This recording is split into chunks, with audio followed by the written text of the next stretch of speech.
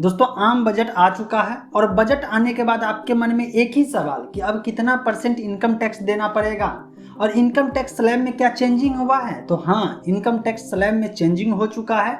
तो नए tax slab के अनुसार जान लीजिए कि आपको कितना से कितना इनकम पे जो है टैक्स देना है और कितना इनकम पे टैक्स नहीं देना है। स्टैंडर्ड डिडक्शन में भी चेंजिंग हुआ है, तो अब क्या लिमिट जो है बढ़ गया है, ये सब जानेंगे। तो नए टैक्स स्लैब के अनुसार जो है अब आपको इनकम जो है अगर 0 से लेकर के 3 लाख रुपया तक है तो नील है, ठीक। लेकिन अगर आप 3 लाख से 7 लाख के बीच कमाते हैं तो आपका टैक्स जो है 5% लगेगा।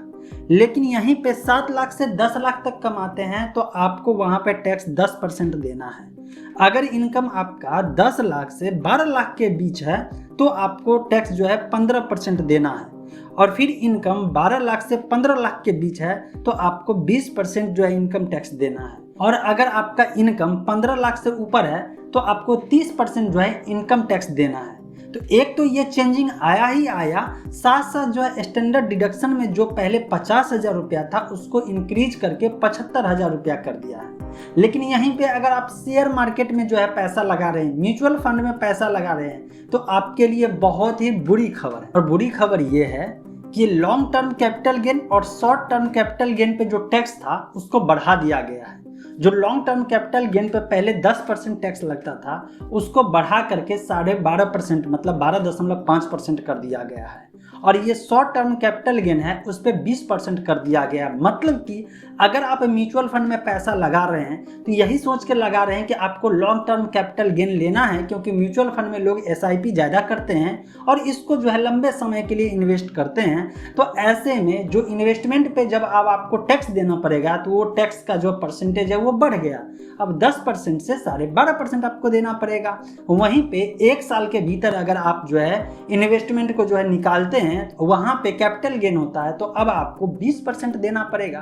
तो ये इन्वेस्टमेंट के ख्याल से बहुत बुरी खबर है लोगों के लिए। लेकिन यहीं पे ये जो 1 लाख का लिमिट था इस लिमिट को 1.25 लाख कर दिया गया है। 1,25,000 रुपया कर दिया गया है, जो कि आपको टैक्स फ्री रहेगा, उस पर आपको कोई टैक्स नहीं देना है। तो ऐसे में अगर आप इनकम टैक्स अगले साल फाइल करेंगे तो इसी स्लैब के अनुसार आपको फाइल करना पड़ेगा। आपको कैसा लगा ये जो है टैक्स स्लैब है, ये सफिशिएंट है अपने लिए? एक मिडिल फैमिली के लिए क्या सफिशिएंट है?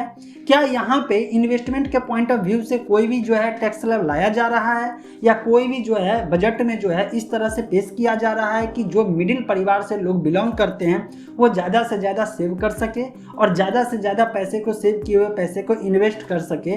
इस तरह का कोई मूवमेंट नहीं दिख रहा है। जैसे ही ज़्यादा टैक्सेशन होगा लोग उधर से भागेंगे और भागेंगे तो पैसे को खर्च करेंगे, और जब खर्च करेंगे पैसे को, सेव ज़्यादा नहीं करेंगे, तो ये दिखेगा कि देखो लोग जो है पैसे को रोटेट कर रहे हैं तो GDP का ग्रोथ बढ़ रहा है। तो ये जो है परसेंटेज तो दिखाएंगे, लेकिन लॉन्ग टर्म के अनुसार से देखा जाए, सेविंग के अनुसार से देखा जाए, इन्वेस्टमेंट के पॉइंट ऑफ व्यू से देखा जाए तो इस चीज़ को घटाने के बदले और टैक्सेशन बढ़ा दिया गया है तो लोग उधर से भागना शुरू कर देंगे। मेरा अपना ओपिनियन है, आपका क्या ओपिनियन है नीचे कमेंट सेक्शन में जरूर बताइए।